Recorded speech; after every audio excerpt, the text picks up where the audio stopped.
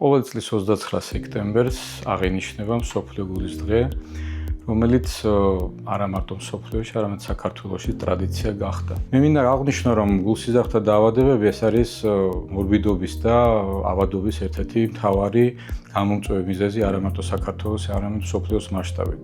საქართველოს ევროპული გაიდლაინების შესაბამისად მიეკუთვნება მაღალი რისკის ჯგუფის ქვეყანას, სადაც ნებისმიერი ადამიანი, რომელსაც აქვს არტერიული ჰიპერტენზია, ჰიპერქოლესტერინემია, ავტომატურად არის მაღალი რისკის ჯგუფში და აქედან გამომდინარე, ჩვენი ყოველდღიური ზრუნვა და ყოველდღიური ფიქრი უნდა იყოს იმაზე, რომ ჩვენ პაციენტამდე მივიუტანოთ თანამედროვე რეკომენდაციები, რომ პრევენციული ზომები სწორად განვახორციელოთ. ვინაიდან მოგეხსენოთ, ჩვენი პაციენტებისთვის განსაკუთრებით აქტუალური არის მედიკამენტების სისტემატიურად მიღება.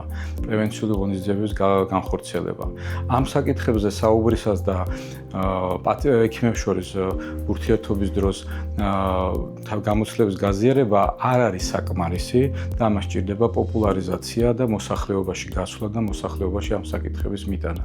იმიტომ რომ მოსახლეობას არ უყვარს წნევის გაზომვა, არ უყვარს ანალიზების გაკეთება, არ უყვარს ეხოსკოპიას გაკეთება, არ უყვარს ელექტროკარდიოგრამის გაკეთება.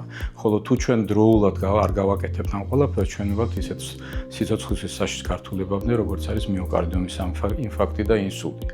უკვე როდესაც ჩვენ სახეზე გვაქვს ნოზოლოგია, რომელიც სიცოცხლის საშიში არის, იქ უკვე ექიმების ბრძოლა სხვა დონეზე გადადის, მაგრამ ჩვენი მიზანია სანამ ამ მდგომარეობამდე მივად, ჩვენ პაციენტებს, ჩვენს მოსახლეობას უთხრათ, რომ მათ სხვა პრევენციული ღონისძიებები უნდა მიიღონ. რასაკვირველია, არტერიული ჰიპერტენზია, ქოლესტერინის მაღალი ციფრები, შაქრიანი დიაბეტი, გულსიზრახთა დაავადებები, ისეთები როგორც არის საძლე არტერიების და პერიფერიული არტერიების დაავადება, ეს არის ერთ-ერთი მნიშვნელოვანი რისკ ფაქტორები, რომელიც განსაზღვრავენ ნორმალში პაციენტის პროგნოზს.